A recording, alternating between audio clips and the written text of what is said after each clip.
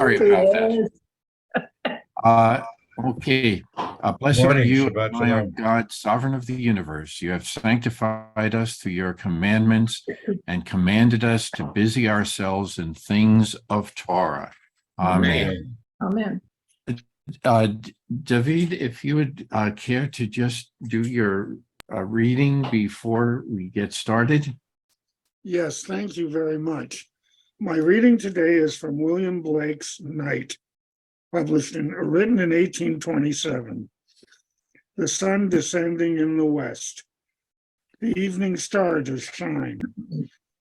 The birds are silent in the nest, and I must seek for mine. The moon like a flower in heaven's high bower, with silent delight, sits and smiles on the night. Thank you, and back to you, Marty. Thank you. Well, Shabbat Shalom, everyone.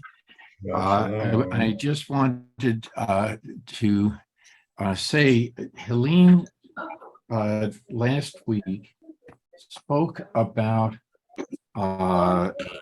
love, and I know she isn't here with us today, but one of the things, I was reading a book by Abraham Heschel.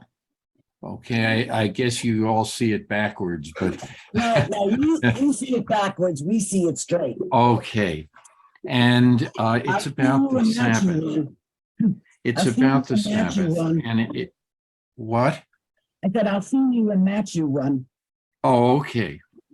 And in it, there is a discussion about the greeting of the Sabbath bride.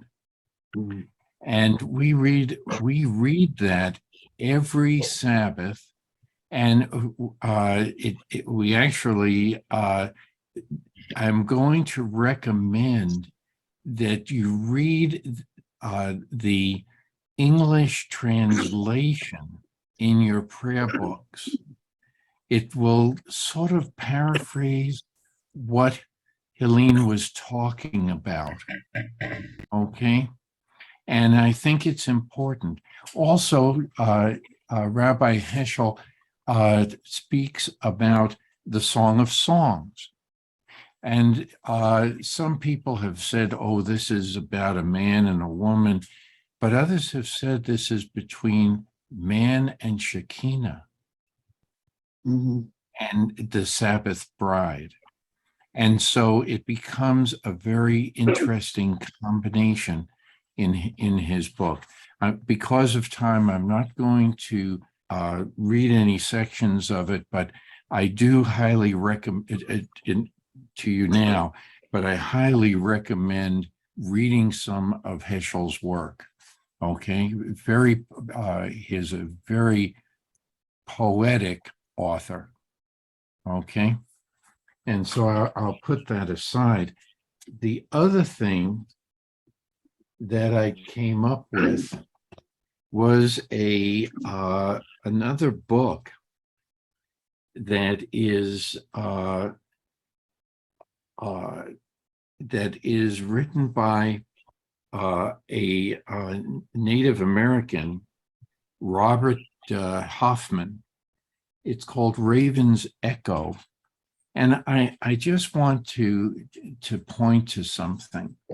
I've often been asked, how can you separate religion from science and keep both? And I say there is no difference. They're just two ways of looking at the same thing. And I just wanted to read a couple of stanzas of a very lengthy poem. I heard who we learn who we are by living right with the land, that it should feed us like mother with milk. I never hunted, nor could I speak the language of the forest. Never fished, could not dance with the river. To make sense of this place, I tried to reduce it, mudflats here, cliffs there, clouds above, sulfur, rock, evaporation. But for all the details, I could not come to life. They had no spirit.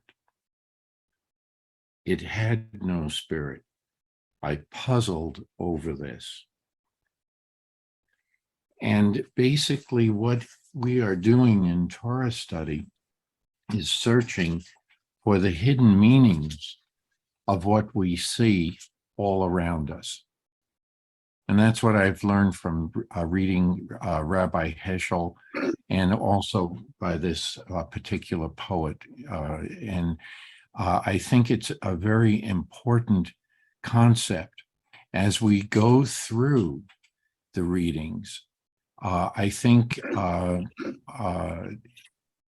one of the things that inspire me is that there's more to life than just the science and the math.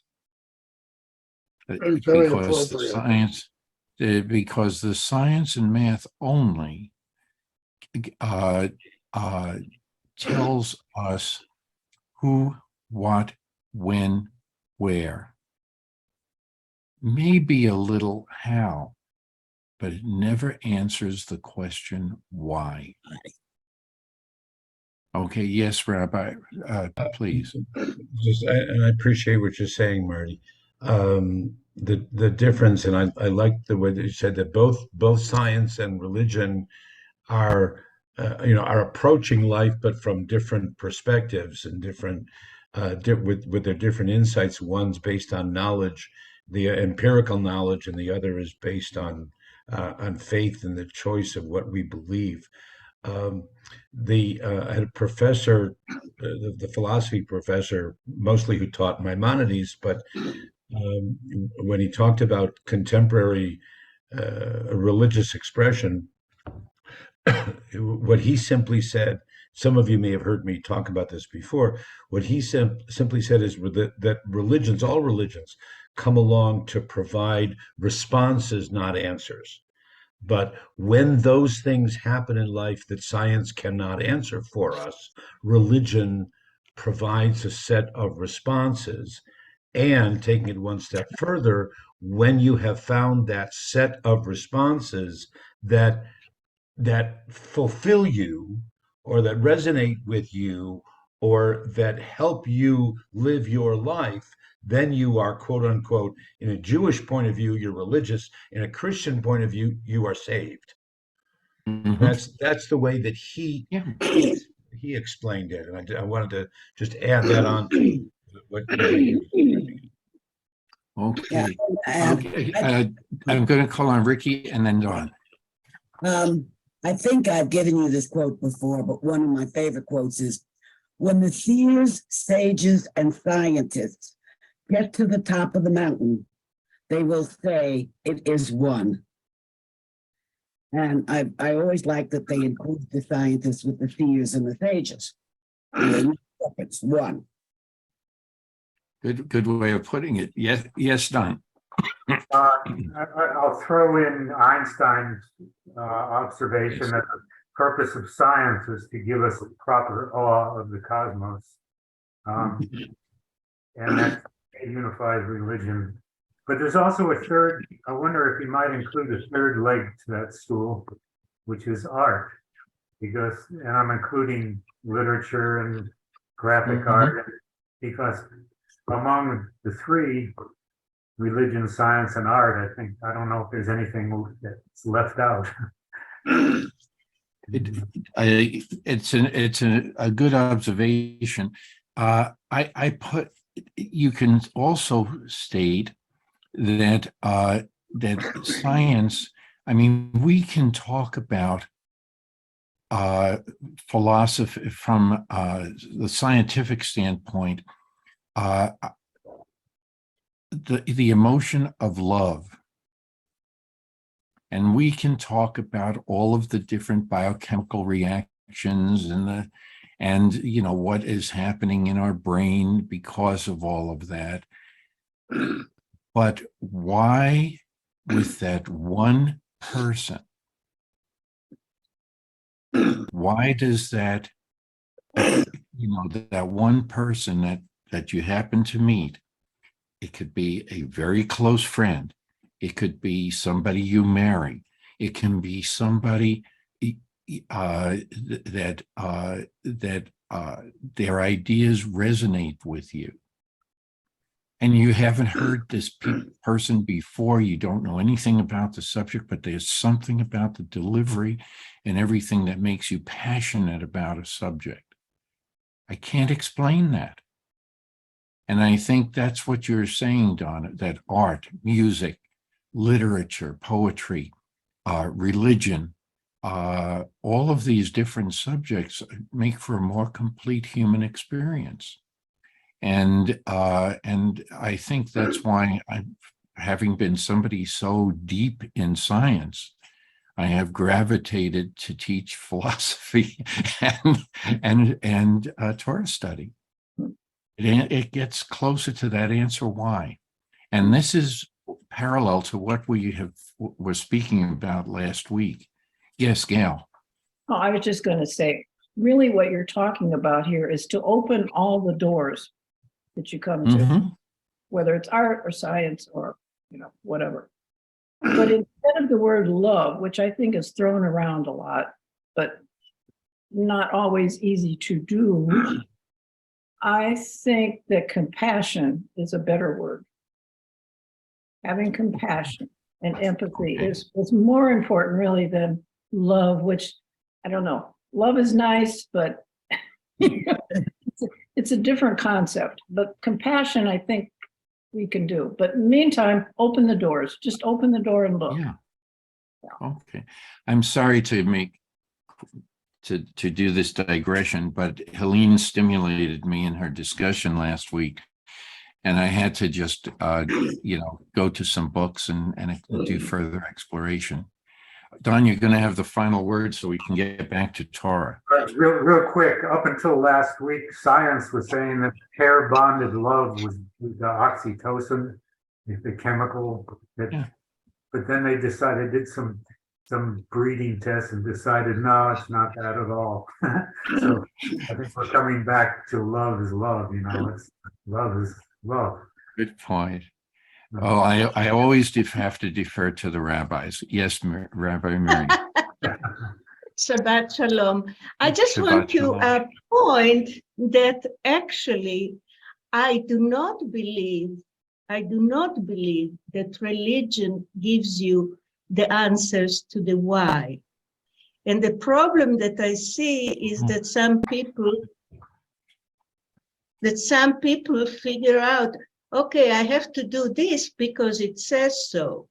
That's the answer. I don't have to prove anything, but it says so. And that's what we face as a dangerous thing, I believe. Marty, may I? Another rabbi. I need to correct one misunderstanding, Rabbi Mary. The explanation was not that religion gives answers. The religion gives responses, ways to respond when something happens, and that's what Don was talking about with the art. That's with the expressions, with the recipes, with the songs that we sing, with the prayers that whatever it might be. Those are all our responses when the things happen in life that science cannot explain. It's not an answer; it's the way that we respond. Right. So sorry. Okay, it's not an answer. Okay. So yeah, if the Torah says that we have to stone our kids, that will be the response because that's what the religion tells me. That's my fear. My fear is that looking for, at least science has proved, but in religion is mistaking. I agree absolutely with you. Rabbi Zalman Schachter Shalom used to say, do you believe in God? The right question is, do you experience God? So I agree with you that the responses that we have to things, but I think that the most important thing is being able being able to hold ambivalency and not having respond, but to respond in an, I don't know. I'm an artist and I want to respond through my art, but Rabbi Norman, I like this discussion because it's something in my head that I discuss with myself. Okay, thank you. Michael, you had your hand up. I like very much what Gail said about passion and compassion. I think in many cases, when you connect with a particular with art or people, sometimes it can't be answered. You can't find a suitable answer. It's one of these things of human nature. For example, let me just take two musicians. One, I have a terrific compassion for it, and another one I like very much, but one is a little stronger than the other, and I can't tell you why. I don't know why, but it's just the way it is, and I can't give you an answer really. And two songs that I love very much. One I have a little bit more love for, and I cannot tell you why. I dig into it, but that's what I'm saying is sometimes there's just no answer. There you go. Yes, Larry. Unfortunately, we see news headlines that are often horrific, and there is the continual question, is this who we are? And I think our religion, our beliefs, our foundation, our core, our anchors helps determine who we are and motivates us to try and work to certain goals. Good point. Okay, Michael, I guess I'm sorry. I Okay. apologize. I just Go what- ahead, I would- Michael. Go ahead. Yes, Michael. What we're really discussing is the greatness of Helene. That's what we're really discussing. I feel that. That's a good way of putting it. I like that. I like that very much. Okay. Whew. Actually, this does deal with Torah, but in a different way, because now we're still at the fulcrum of that seesaw that the story of the golden calf has created. Which way are we going to teeter as the Israelites? Okay. And why don't we go back to let me just double check verse 7 of and I think it's 30, is it 33:7 or? Yeah, 33:7. So if David would care to read, and anyone just by a show of hands that would like to read from their Sure. books. I could Please. start and then someone else could do the next one. Sure. Okay, now Moses used to take the tent and to pitch it without the camp, afar off from the camp, and he called it the tent of meeting. And it came to pass that everyone that sought the Lord went out unto the tent of meeting, which was without the camp. And it came to pass when Moses went out unto the tent, that all the people rose up and stood, every man at his tent door, and looked after Moses until he was gone into the tent. And it came to pass when Moses entered into the tent, the pillar of cloud descended and stood at the door of the tent, and the Lord spoke with Moses. And when all the people saw the pillar of cloud stand at the door of the tent, all the people rose up and worshipped, every man at his tent door. And the Lord spoke unto Moses face to face, as a man speaketh unto his friend.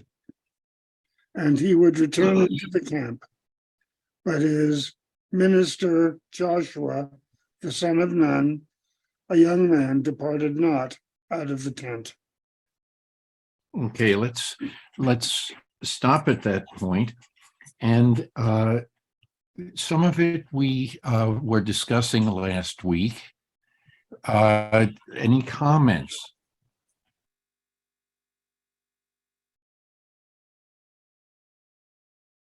Well, why is Moses moving himself out from the midst of the Israelites? Yes, David. I believe he wants to, of course, moving to the suburbs, something that we talked about last time. But I think he wanted a little privacy so that he could talk with God informally as a friend, which is a little different from the lightning and thunder that most of us usually consider God. But here it's kind of like God is in the tent and the two of them are just talking like old friends. And I think that's a beautiful, beautiful idea. Okay. Rabbi and then Don. The being outside the camp, because the camp at this point represented impurity, represented That's the right. transgression, represented those those who were there's still that memory that probably That's right. even still the smell of everything that related to the golden calf experience.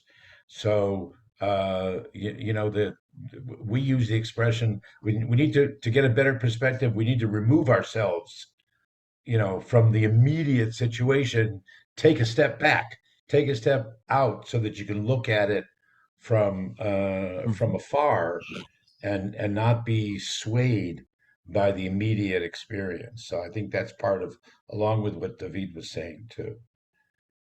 Yes. Yes, Don. Yeah, those verses are immediately preceded by the verses we finished with last week, in which God has just said, you're on your own now. I'm going to send you an angel as I promised you the land you're headed to, but I won't be taking you there. My angel will be your guide. And so that's a separation of God from the people. And this, to me, this also symbolizes, again, this separation from the people who have offended him. But fortunately, Moses and God are still best buds. So that's how I'm reading it anyway. What about, oh yes, Rabbi Mary, please. I just want to remind, and now at this moment, my brain started not working. If this was before we encounter it already or it's coming, the meaning of Amud Anan, the cloud. If you remember that the cloud directed the walk of the people.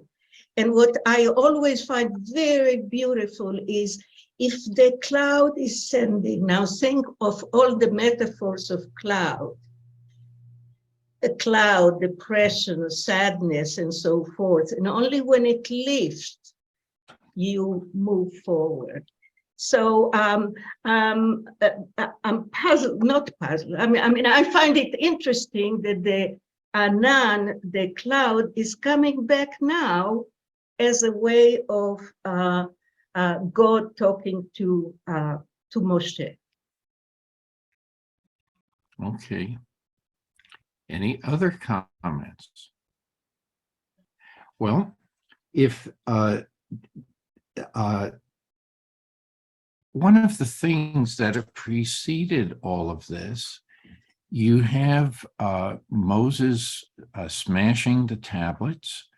You have Moses directing the people, the Levites, who are also complicit in the building of the calf, to put on their swords and to slay a whole bunch of people who are complicit in this, in this event of the golden calf. And then God has come down with a plague upon these people. So a whole bunch of people have died. Now, in the scheme of things, who has committed a sin?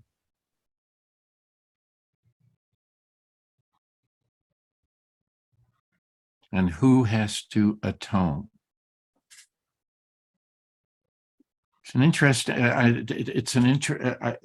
This book has brought out, this passage has brought out a lot of my thinking too. And thanks to Don, I read some other things into it. But was it a sin to kill so many people? And who's to blame? Was it, how sinful was it to build the golden calf? And then to commit yourself to all of the revelry that was going on around that golden calf. Marty, point of information. Okay. Yes, Not please. answering, I'm asking. Are you using the word sin or sinful in contemporary terms or in biblical terms? In biblical terms. Okay. Okay, because I know over time the definitions have changed, but Right. here, these are actual transgressions. We've read the basic 10 commandments, and all of these things have transpired that you're not supposed to do. And now who is, and we spoke about Aaron, okay, and his actions. And we've spoken about, and we've read and spoken about the Levites and what they did, and what God in his anger is doing along with Moses' anger. And I think this is, does this have any, and when we discuss this, does it have any bearing on Moses and God removing themselves from the midst of the Israelites? Yes, Michael. When you say killed so many people, could it mean murder so many people? I just want to ask you to redefine that. Is it they killed so many people, or many people were murdered? How do you mean that? I'm going to use the term kill only because of the inspiration behind it. Okay? That's all how I'm going to define it, Michael. That's all. Yes, Don. Yeah, I think about this stuff all the time too, Marty.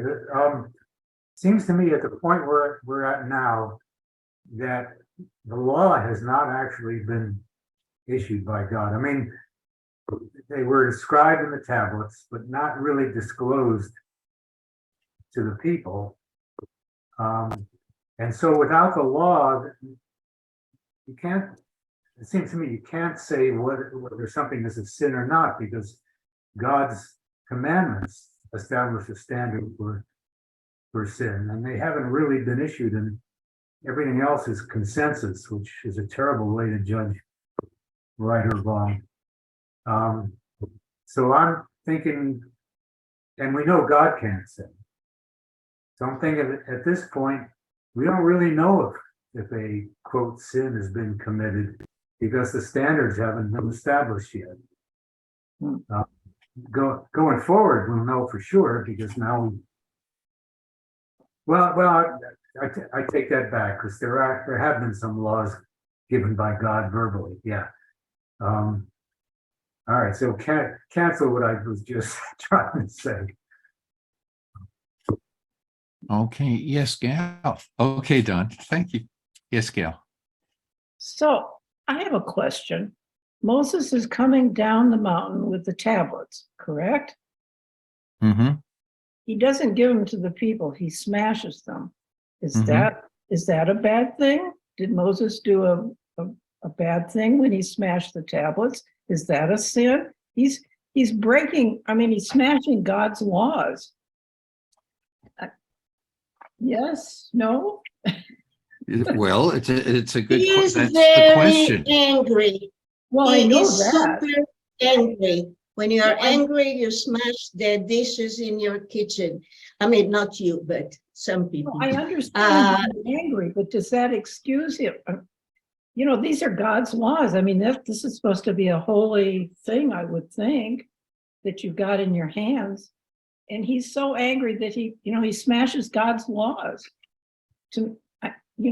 That's a bit, I don't know. What do you think? Maybe he feels that they don't deserve it. Maybe he feels that, nothing happened already and they broke the laws. Rabbi Norman was. Okay, maybe we have another answer here. Yes, please. Well, Good question, Gail. it is a good question.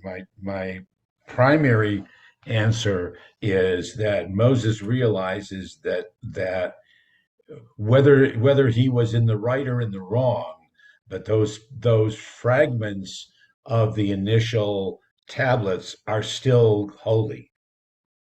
Okay, and he collects them, or he has someone collect them, depending on which midrash you want to read, and they're placed in the ark, and they're carried along with the completed tablets. So he kind of tries to repent by bringing them along, acknowledging that they were important.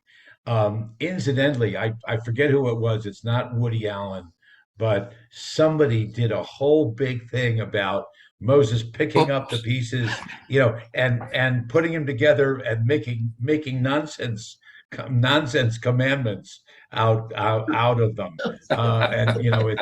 It's very, very funny, but I forget what the source is. I don't know, but it is a good question that doesn't Moses live? We assume so.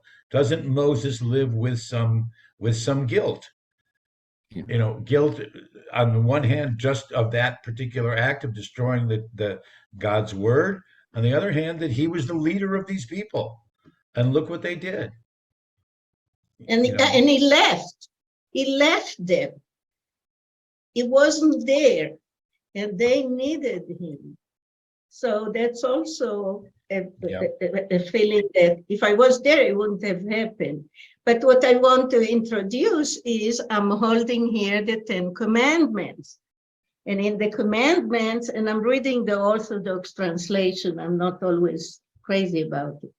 And it says, you shall not prostrate yourself to them, to the idols, nor worship them. For I am Hashem, God, a jealous God. Right. So he already has done that. He told them, this is not allowed because I am, and it's not really jealous. It's vengeful. It's much more than that. And not only for you, but your fathers and your children and several generations. So they were warned. And to Michael, the issue of murder and kill, it's a big question, but murder usually is premeditated. And I don't think that he was meditating and thinking, I'm going to kill them. But when he saw that, that's what triggered, I think. But he said, no. Okay. I'm doing this to trying to get into the heads of everyone. We've done this before at other times in other stories. And if you are let's put it this way, is there a lesson here as to how we can behave in response to something? Instead of we have choices. Is there a lesson here? Yes, Don. Yeah, to answer that question, Marty, and also Rabbi Mary just said, it wasn't totally impulsive that Moses ordered the killing of almost 4,000 of his people, because God had already forewarned him on the mountain what the people were doing. So it was an element of either denial or whatever, but Moses did have time to consider that. So it wasn't entirely impulsive what he did. So it makes it, as usual, it makes things even more complicated than we expect, than I expect. Is the punishment? Oh, yes, Michael, please. Yes, just to Mary, thank you very much, Mary. But that's why I asked the question, was it the killing or was it murder? Because murder, I do know and understand that murder is premeditated, and that's not permitted. That's why I asked the question.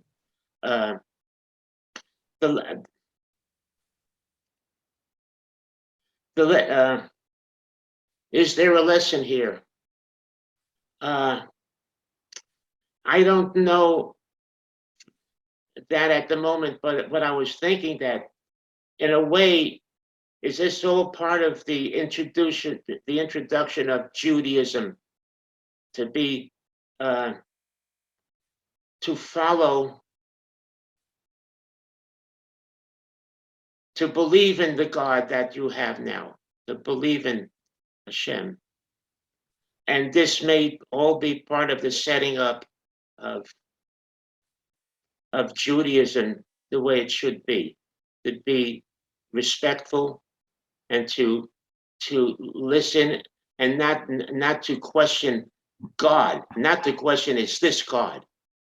But the question God, I think, is good in certain instances, but this is the real God that the Jews will be believing in now and forever. And in some way, I think that might play some part, if I'm explaining myself correctly. Okay, but it's all right, Michael. I don't know what the best answers are. I really don't know. All I can do is pose the questions. I don't know. But I think that there are some other things that come of this. If we say that the impulse to do certain things suddenly comes upon us, and we behave in a way that's that we normally wouldn't behave, do we have to absent ourselves for shame? If a community does this, do you have to absent yourself from the community to spend time mulling this over before you make a decision to join or to abandon the community? There are a lot of different ramifications here. And what about human beings? This is something that human beings are. We can be spontaneous, good and bad. There's no question about that if we look at all of our own personal actions. But we're made in God's image.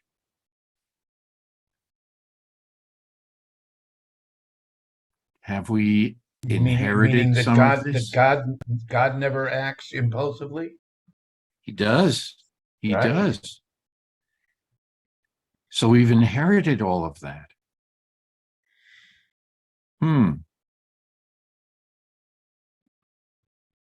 So is God joining Moses in separating himself from the community. Is this punishment?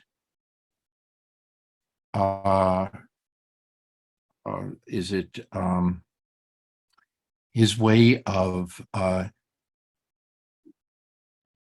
saying to Moses, yeah, maybe we did too much against the people? Is he trying to repent? Is God repenting? Is Moses repenting? We're filling in an empty space. We don't know what goes on other than communication between God and Moses in that tent. And that's why I wonder, is this another moment, a rainbow moment, stealing it from the story of Noah? I don't know. But it does make me think about all these different possibilities. And I want to ask people what they think. Okay, Rabbi, you started off. Well, just one little comment again from tradition. Moses Moses is known, Moshe, in Jewish tradition, not only as a prophet but also as a teacher. You know, we say Moshe Rabbeinu, Moses, our teacher. And there are certainly times when Moses is teaching God as well. Yes. At least providing another way for God to think about things, or to ponder things, or to to change his mind, whatever it might be. Moses is not just the teacher to the Israelites; he also is teaching and explaining things to God. Very good. That's one of the things I was getting after. Thank you. Like all examples of pedagogy, it doesn't mean that the students always listen to what the teacher is saying. Right. And sometimes the students know more than the teacher does also. So you can go with it wherever you want to go. I saw another hand up a second ago. Did somebody else want to answer? Yes, Michael. Personally, I'm not sure, and I don't want to second guess the rabbi, but I just have my opinion, and I think that Moses is asking rather than teaching, is asking to listen, and I personally just refer to God as the commander. I personally have that connection with God as the commander. Not the boss, not God, but the commander.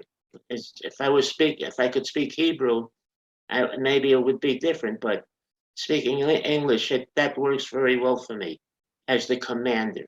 Sure. And I think that for me that clears a lot of issue. Okay, good point. But what happens when put it in the sense of the military service? What happens when the soldier disagrees with the order of the commander? Well, and if we were talking in military terms, I would say that's a very good point. But not in. We're talking in terms of the Ten Commandments. That's how I come up with the word commander. Mm-hmm. Now, oh yes, go ahead. Coming back to the discussion that was before coming to the Torah, was the issue of the why. When they get the Ten Commandments, all the rest of the laws, there is not a question why, although it's my favorite question. Why do you want us to do this? Why I can't, there are no explanations. And Michael, maybe you're right. It's a command. It's a tzav.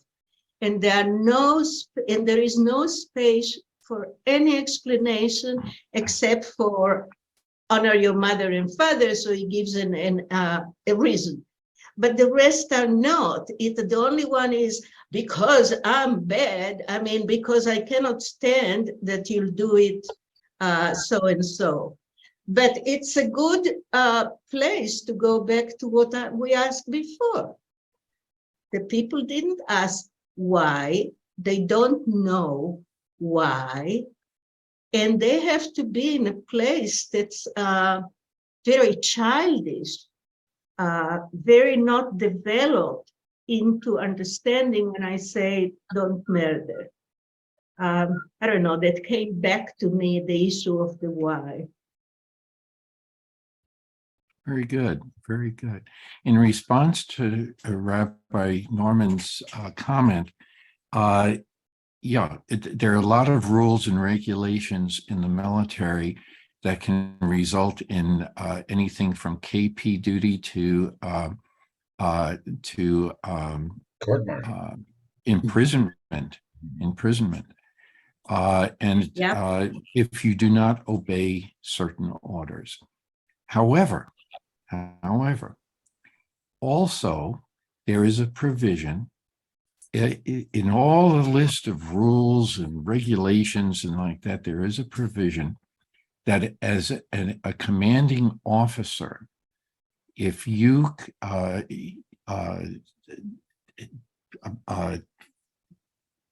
give what is called an illegal order, the people beneath you do have a right to point that out and not follow that order. Okay? Illegal, but not moral. There is that's a difference. Correct. That is correct. That's why the term is inserted there. Because when an order is you have to go and fight the enemy, you have to shoot first, not ask questions. Okay? And but if it is an illegal order, in other words, if and I know from personal experience, I was once ordered to alter a patient's medical record so that my commanding officer could brand him as psychotic. And I said, sir, that's an illegal order. You cannot change a medical record. Okay. And as a result, he wound up in hot water because that fellow went higher up in authority because the commander had ordered him to go to another base and everything he did, but he had the presence of mind to sit down on a tarmac. And he said, this man isn't crazy. when they took him to that hospital and they sent him back, but he had a legal right then to fight this situation. Yes, Michael. This is very evident. What you're saying, Marty, is very well taken. And thank you for bringing this particular instance up. You see this when a Nazi is caught and put on trial, what they say is, I was just following orders. Correct. I was just following orders. And they knew that these orders were improper, against humanity, and that doesn't hold water. Okay. Well, except that's where what Rabbi Miri was saying. That's right. The Nazi soldiers, what they were ordered to do was legal in the Nazi system. It may not have been moral, but it was legal. Right. So that's their dilemma. I'm not justifying those who said I'm just following orders, but that's the slippery slope. So there's a lot more to this than as we've experienced just in the past half hour, or almost an hour. What that we had mentioned last week, that this segment of the story is a very pivotal conglomeration of situations that let's put it this way. It's just a focal, I'm going to just say it's a focal point in the story that everything else is going to be related to what is happening at this point.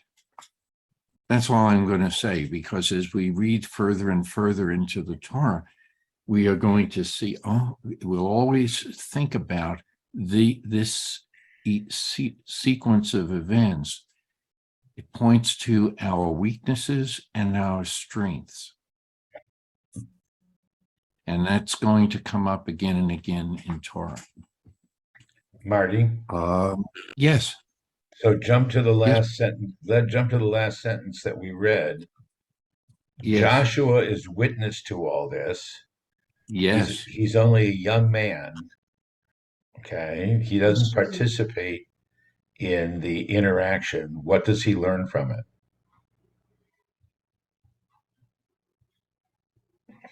That's an excellent question. Right?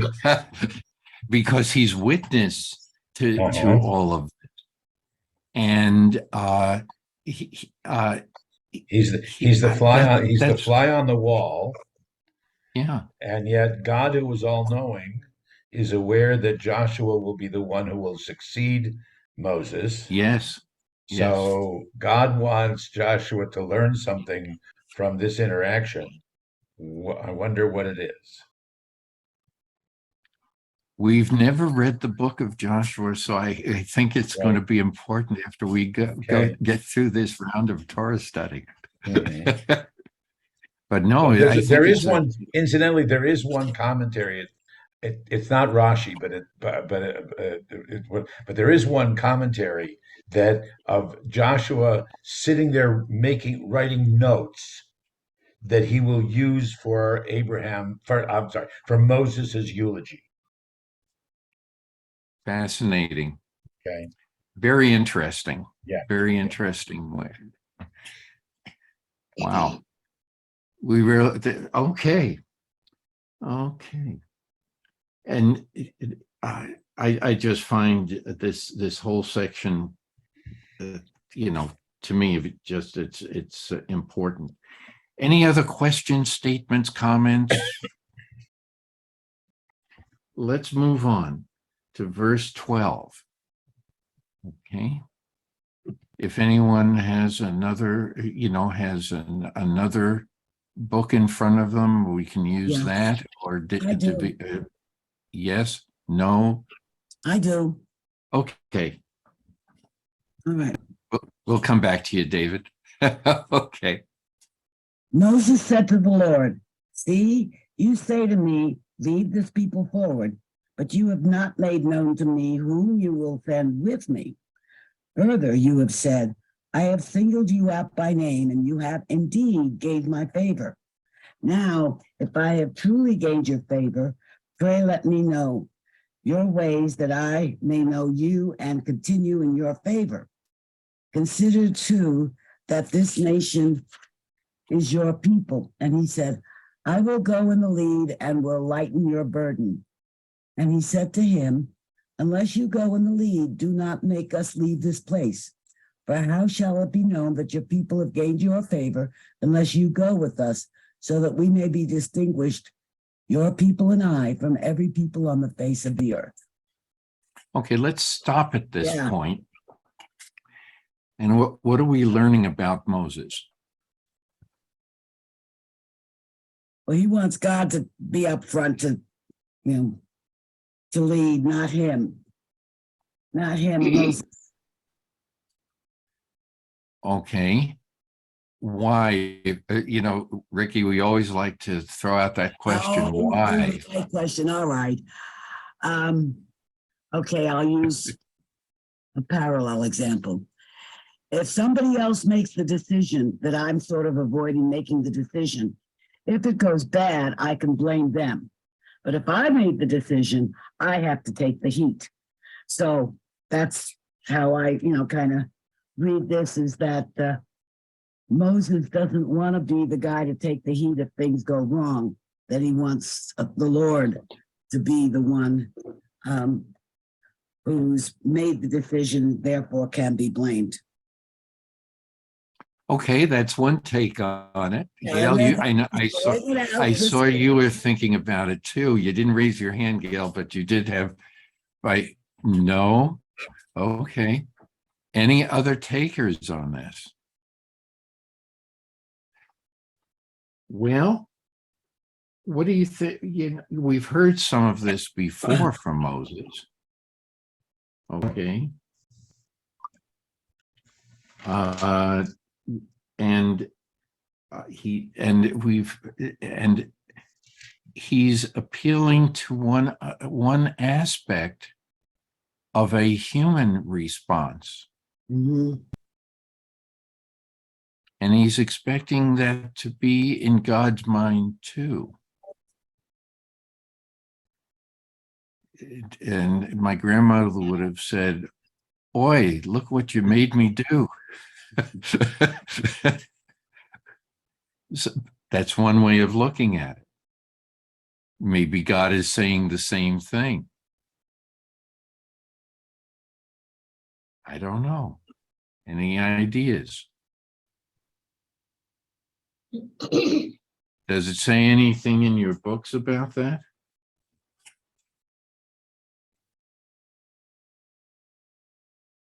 Other than that Moses is hoping for his assistance, God's assistance in everything.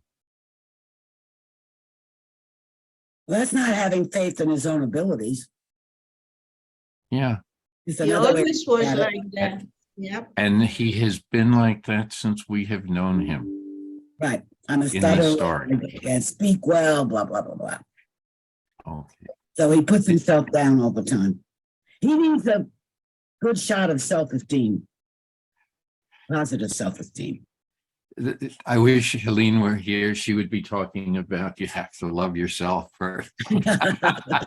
Okay. But anyway, maybe that's what God is saying. Oh, this fellow is a good leader, but maybe he needs more convincing. And maybe it's going to take another 40 minus years, just to get this, to get him to have better understanding too. I don't know. But any other ideas? Yes, Marty, Rabbi Mary. the way that these verses are written sounds to me, Moshe, please like me. If you like me, do this. If you are with me and you like me, do this. So it's begging. I cannot do it, but maybe you don't like me. Please like me, and I'll do that. Or like your people, you promise. Be nice. It's like a personal. It sees the whole event in a personal eyes, as was mentioned before. I think Rabbi Norman talked about the issue of the guilt that he felt. He might have thought, maybe everything is my fault. It could be, but now shift a little bit to the appeal he's making. Okay. He's trying to maybe encourage God to see it a little differently. That God is also complicit, and maybe God has to change and feel some remorse for what he with a capital H has done. Could that be read into it?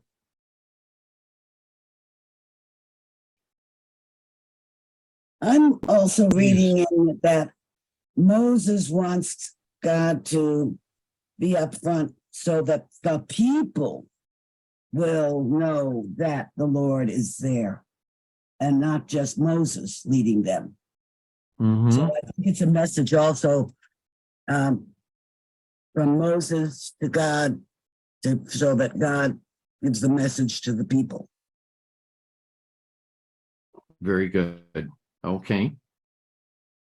So God is changing some of his ideas at first. Yes, please, Larry. Fox summarizes all of the recent comments made. He says, continuing the dialogue with God from 32-34, Moses now pleads what is necessary is nothing less than the personal assurance that God would lead the people. 6 times the verb know echoes along with repetitions of pray and favor. And so the issue at hand is intimacy, that the bonded relationship of the covenant. Significantly, Moses refers to Israel 3 times as your people, trying to force God to acknowledge them as his own once more. Answering Moses' request for intimacy, God agrees to let him get close, but with limits. And we are reminded of Sinai once more. The earlier revelation scene is about to be replayed in altered form, most notably without the people themselves present. Good point. Excellent. Thank you for bringing that in. Very, very important. So it's an interesting dialogue. We've seen this with other patriarchs. Okay. And so it's an interesting, so the question has to be raised from that. Another empty space. Another empty space. Do we have that opportunity to do the same thing with God for ourselves? Can we have that dialogue? Now, I know the rabbis give sermons about this, and I'm going to pointedly ask them, do we have that ability to question, to enter into dialogue, or to, to enter into dialogue with God? Of course we do. Yes. And Yeah. and not only do we have the opportunity and the invitation, it's almost a command. I mean, we are Israel. We are the ones who struggle with God, Yes. with life, with questions, with that which is beautiful and that which is absurd. So yeah, and the underlying thing is, yes, help us understand this a little bit better. Help us, we may not agree with it, but help us understand it. Help us relate to it. Help us, back to the conversation from 45 minutes ago, help us know how to respond. Right. So and the answers are infinite. That's the point. That's the point. We can move on if there are any other discussion. I should first ask that. Marty, I'm just going to ask a favor. I'm going to have to leave in about 15, 20 minutes because I mentioned that I told Wanda's daughter that I would get over there to their place. We are entering into over the next paragraph or two, very, very, very important and fundamental statements about Jewish belief and whatever. So I'm hoping that you don't go too far without me, so that when we come back again next week, that I can really, this is the attributes of faith, et cetera, et cetera, et cetera. Right. And both from the English as well as the Hebrew, the philosophical as well as the theological, I want to be able to participate. So just a warning that I'm gonna need to be leaving, in about 15, 20 minutes. And I doubt that we're going to get all the way up there in that time. But just so you know, a personal favor of don't go too far without me, please. That's fair. At this rate, we may not, but we can always go back if we need to. Oh, Okay, there's no rush. Our pace is very slow at times. Oh, Yes, yes, Gail. Question. Is what Moses really saying is make yourself more evident to me and to the people as well? In other words, he's saying, okay, show your face, I guess is what I'm saying, although he doesn't mean that literally, but somehow he wants the people to see what he can see or hear, I guess, maybe. No? It's a question. I don't know. It's a good question. What do you think? What do you think? I want to share with you the root of the Yes. word panim, panim, face. Right. Panim, it can be read pnim, which is inside. I'm just throwing this, do with it whatever you want.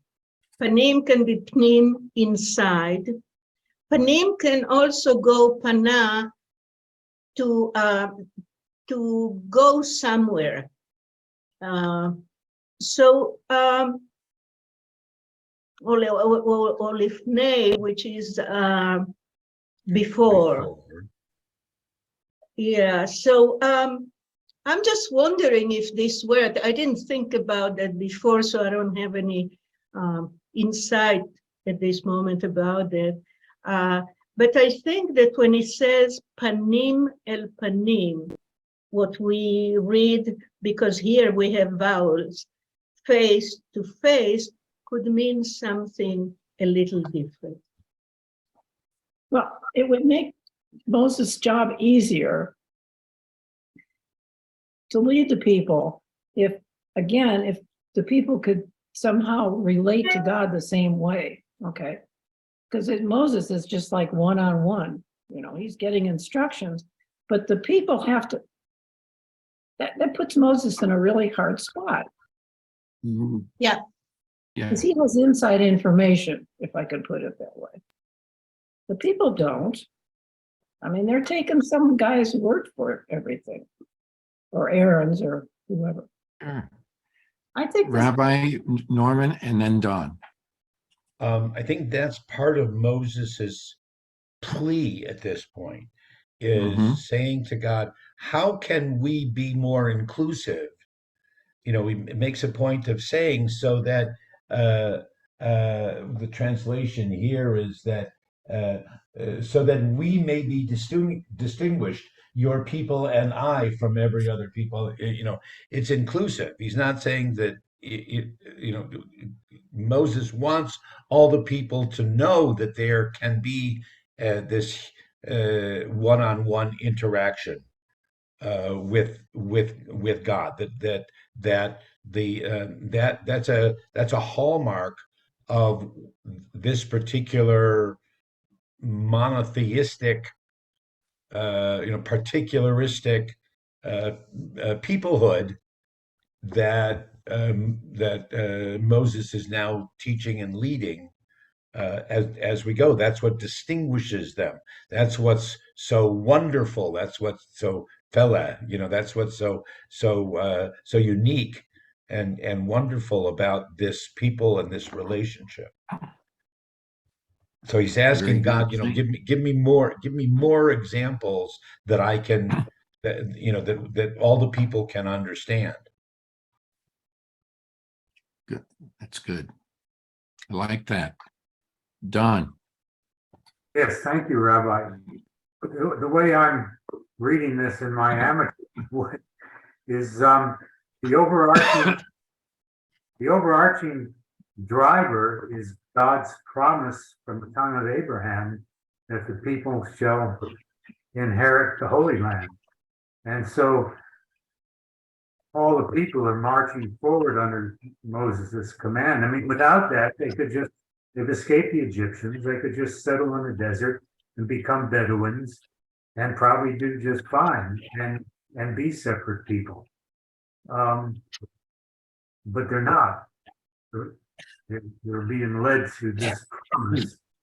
So I find this, to me, it's a blessing and a curse because God has chosen the people, but he's also requiring them to endure great hardship to fulfill that promise. But anyway, that's how I'm reading it. And maybe that's slightly off the question. I apologize if it is. Okay. I think that's a good way of putting it, Don. Any other discussion? Okay. Marty, Yes, Rabbi. just occurred to me, I think there's an article that Mordecai Kaplan wrote that talks about why this whole conversation is taking place in the tent of meeting. Back to what we said before, what David said, out in the suburbs, the Ohel Moed, rather than by the Mishkan, and by the tabernacle. Okay, and Kaplan develops it into that to show that there is many times that we can, if not more, that the people can be participating in knowing God and experiencing God away from the holy moment, away from the holy place, but out in the tent of meeting, which in Kaplan's becomes the community center, not just the synagogue, but out in the community, in the world. I just remembered an article. I think it's an article. I don't think it's a full book, but there's something that makes a distinction between the Ovel Moed, the tent of meeting, the headquarters tent, or the place where where all these conversations and study and interactions occur, as opposed to the hierarchy that's established in the cultic practice around the tabernacle. Of course, he had his own agenda, but that's what. Very interesting. Very interesting. I think there was another hand up, but maybe I missed it. Okay. Thank you. So I've lost my place. So where do we go? 17. At 32. 17. Yeah, then the next day Moses said to the people, "You have been guilty of a great sin, yet I will now go up to the Lord. Perhaps I may win forgiveness for your sin." Moses went back to Wait. Where are you? 32:30. No, 30. I think we're 33:17. Oh, I'm 33:17. Yeah. Okay. The way my Bible is the exact same spacing visually. Okay. All right. And the Lord said to Moses, "I will also do the thing that you have asked, for you have truly gained my favor, and I have singled you out by name." He said, "Oh, let me behold your presence." And he answered, "I will make all my goodness pass before you, and I will proclaim before you the name Lord, and the grace that I grant and the compassion that I show. But," he said, "you cannot see my face, for any man may not see me and live." And the Lord said, "See, there is a place near me. Station yourself on the rock, and by my presence passes by, I will put in you a cleft in the rock and shield you with my hand until I have passed by. Then I will take my hand away and you will see my back, but my face must not be seen." Okay. So we've already, Rabbi Mary brought into play the discussion of face. When you are dealing with someone, to be with someone face to face, you're really looking at them inside them. You're not just looking at the superficial appearance, as was pointed out also in discussion. Oh. Yes, Rabbi Mary. If you remember, it's at one point, God says, Veshachanti betocham, and I dwell. In translations in English, unfortunately, betocham means either among yourself, which we learned that, or inside yourself. So what you're saying now, Marty, pnim, that's what God resides. And personally, it's a great belief of mine. And I dwell among yourself, or I dwell inside yourself. So looking at that, maybe we're talking about the same thing. Mm-hmm. That's right. So, yes, Gail. It's also a test of faith because it's saying, even though you can't see me, know that I was there, because when you actually do see God, he's already passed. But that's a test of faith. Even though you can't see me, can't see my face, yet you have to believe that, I'm there. I'm there. I was there. I find that a little difficult to deal with, but that's what it says. So I think that Gail made a very important statement, but also raises a very important question. Okay. We've discussed something similar to this when we had the discussion about I will be what I will be. And if each of us is seeing the image of God a little differently, how would you feel if you came across someone who had the ability to change shapes depending on who God is with? A shapeshifter. yeah, but this is harder because you can't even see the shape. Well, how would you feel if the face kept changing? If you're in a group of people, which face are you going to believe? And how quickly is that going to change from face to face? Oh, I've experienced that with people. When Yeah, they've gone from zero to a rage, or they burst into tears, their faces are changing. This Well, can Now happen. also, Marty, it says, I am who I am. It doesn't say I'm going to be. Yes. I am who I am. So, We discussed that it could be stated both ways. Yes. And if that's the case, maybe these statements that are saying, regardless of how you see God or imagine God, what's deep down inside is the same for everyone.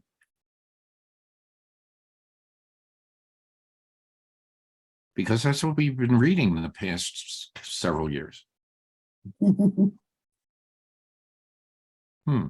was Yes, just go going ahead. to talking about people's face changing. I mean, we have the expression somebody is two-faced.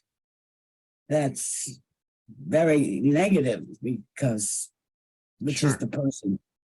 So therefore, don't look at either face and just find the real essence.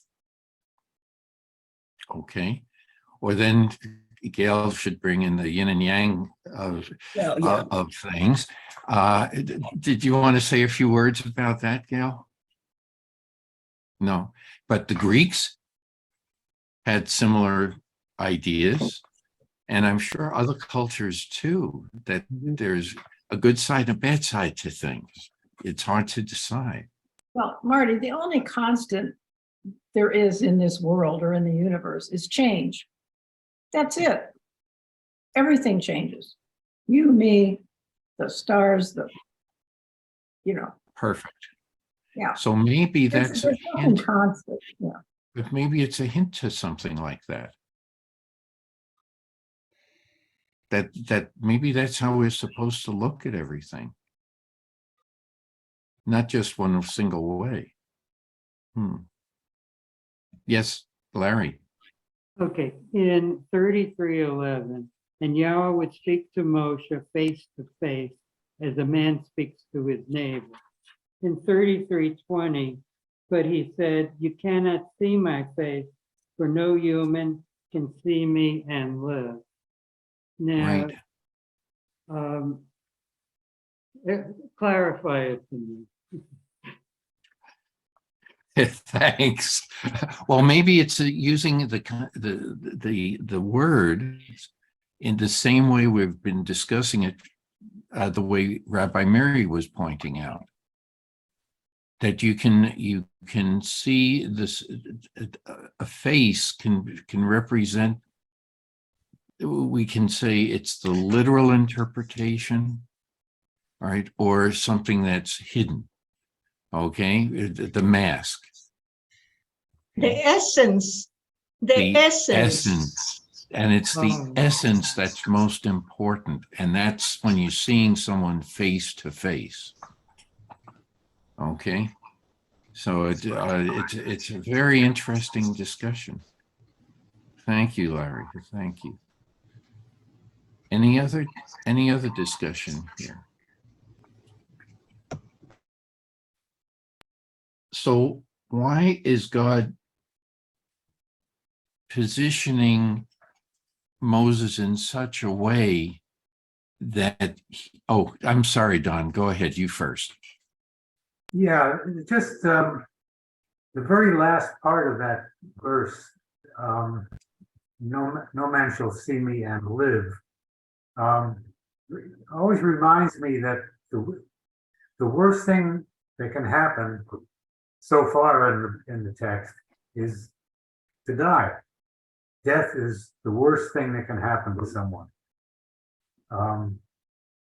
And so that's always the ultimate punishment when, when somebody does something really, really bad, then they die.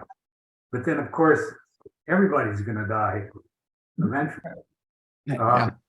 So I always wonder when I see a verse like that, what is if that's the worst that's going to happen, is our ultimate destiny is that if you see God's face, you just get to your ultimate destiny a little bit earlier. I never fully understood that, and I don't want to branch out here with a whole other discussion, but it always reminds me. Okay, now several people have raised their hands. I know Gail, Larry, and the rabbi. I don't, if anyone else had their hand up, please raise it again. Okay, Gail, you first, then Larry, then the rabbi, Rabbi Norman.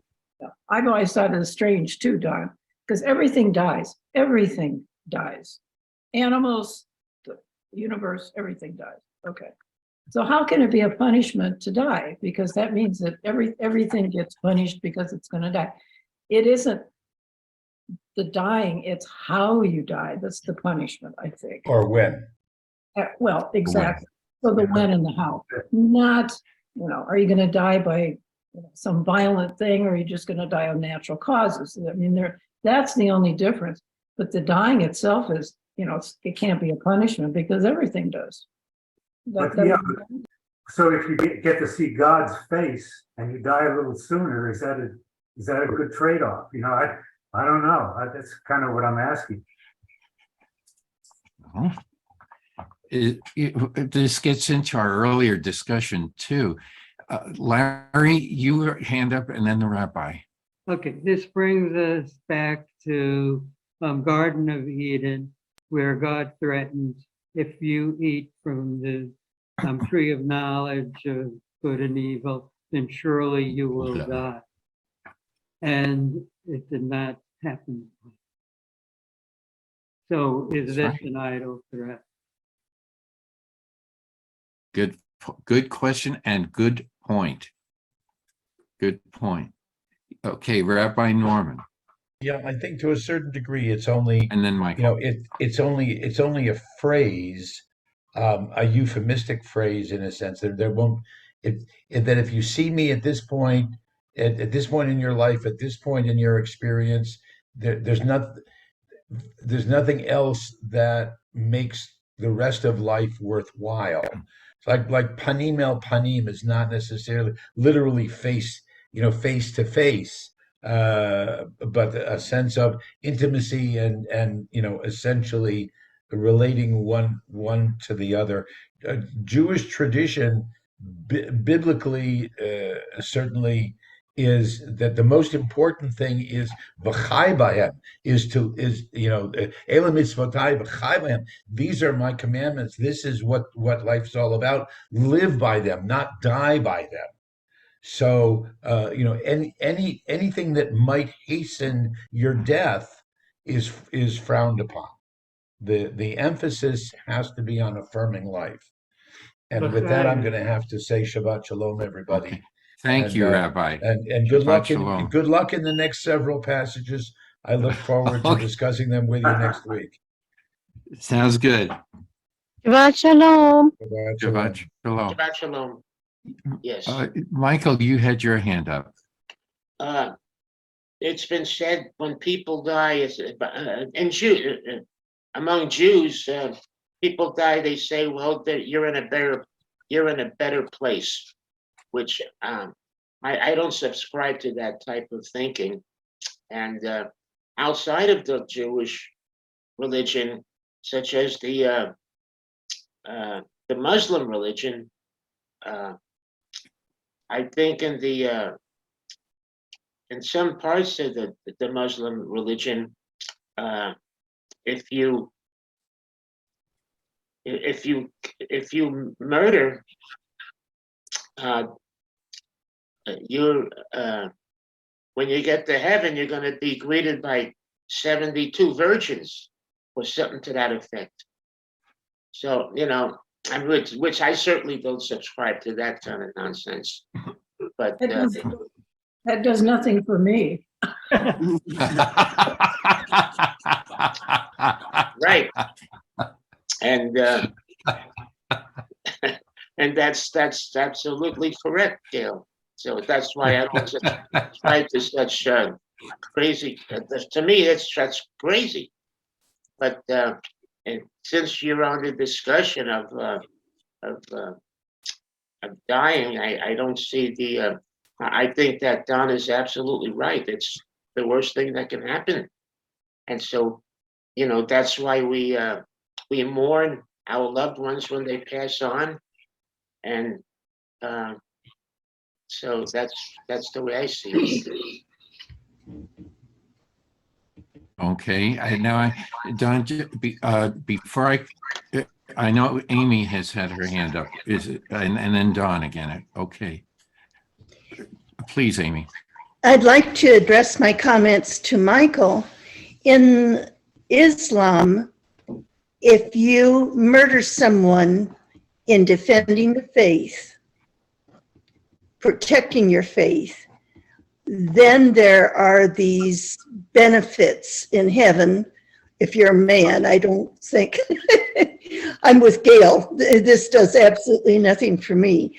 It's not just if I murder my neighbor, it has to be tied to Islam. Good point. Good point. Yes, Don. Yeah, I'd just like to suggest that we refrain from making comments about other religions of which we're not fully informed, because that can only lead to trouble. Okay. That's fair. What about the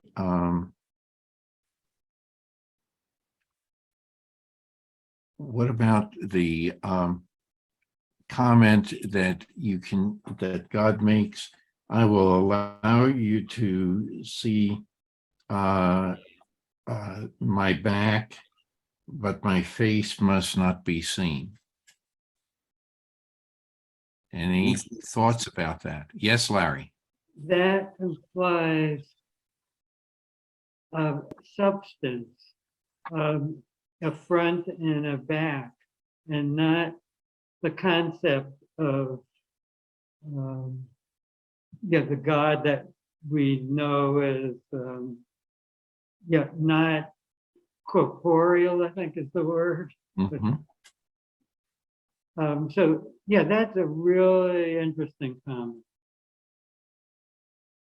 I don't have further explanation. Good point. Michael, and then Rabbi Miri. You see people's back, but we're all made in the image of God. I think that's a particularly very, very powerful and a very, very important statement. And it goes to when you see people's back, but when you see someone's face, it's specific. And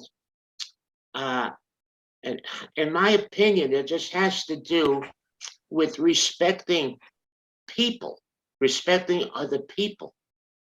Because since it is said that we are made in the image of God, that kind of tells me that it has to do with humanity in general. When you're facing people and you face them with respect, with decency, with honesty, and wholesomeness. Okay. Rabbi Miri, then Gail. For me, this sentence, and this one I've seen for a long time, what it says is, I cannot see you face to face, but when I'll pass, you're going to see my back. So the way that I imagine this is incorporeal, is God passing, and what's left is creation. We don't see that creator of God, but what we see that he lives by passing is the mountains and the green and the sky and whatever. Nature in after creation. That's the back. Very good. Think of a ship. Think of a ship. I'm just trying to something that's a little concrete to add to Rabbi Miri. If you think of the aft of a ship, what is there and what is the result of everything? The wake. You have the power, the engine room, the rudder, okay, you have the wake of the ship, everything that has gone behind, as a result of the passing of the ship through the water. So I think it's an interesting comment that the rabbi has made. Yes, Gail. Could it also be, if God's showing his back and he's moving away, maybe he's asking to follow him? Very well stated. That's very good. Very well stated. Okay. And you know what, Michael? In Israel military always prided itself that in Israel, the officer doesn't stay and said, go ahead, but he says, follow me.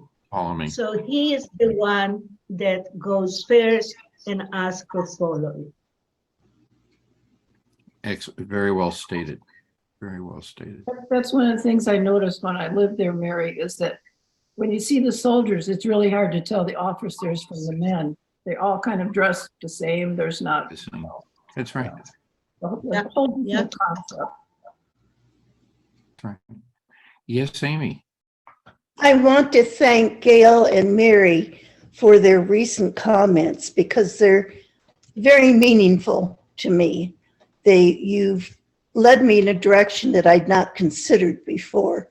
And I'm very touched by your insight. Yes.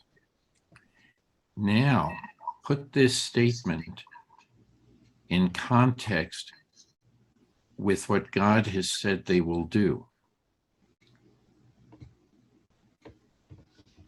for the Israelites, not just Moses, but also for the people. Follow my commandments. Follow. The commandment is here and you're going to follow it. It's interesting analogy, Marty. I appreciate that. You're welcome. No, that's why I think we're going to be ending it in discussing this one, this one subject, but it's a very important subject. God is also telling Moses here that God is sort of making a promise to Moses. Okay. And indirectly, he's making a statement for the Israelites and indirectly for each of us today. That if we are going to take into consideration getting to what does God really mean by what he's saying, what he is, what he's doing, and we're going to follow the precepts that how to lead a good life. It is probably in my mind, it's a very powerful statement. And I think that because you will always know that God is there. He's making a big commitment here. And that's part of, and as Larry pointed out, it is, I think it was Larry who said that in the covenant, he's playing his role, and he's inviting us again to play our role, to fulfill the covenant. Yeah. And I think that's what everyone was getting at here. And thank you, Gail and Rabbi Miri, for sort of gelling my thoughts here. I appreciate that. But I think that's why I think this story is so important. So important. The outcome of this is a tremendous message for all of us. Anyway, I'm going to stop at this point, unless there's further discussion about what we have. By the way, yes, Amy. I also would like to thank Don for his remark about not bringing other religions into it. I don't think that it honors God when we criticize the faith of other people. And I think it's important, Don, that we all keep that in mind. Okay. But sometimes it's still important to bring in some of the precepts and like that from the other religions for comparison purposes, things like that. But not not to belittle. Yeah. Right. I agree entirely with that. Any other comment? Yeah, Larry, would you read your chats? I need your email. You haven't been reading the chats. Okay, Larry Gravitz at earthlink.net. I need your email and phone number. Oh, okay. I just didn't want to, he usually gets off quickly.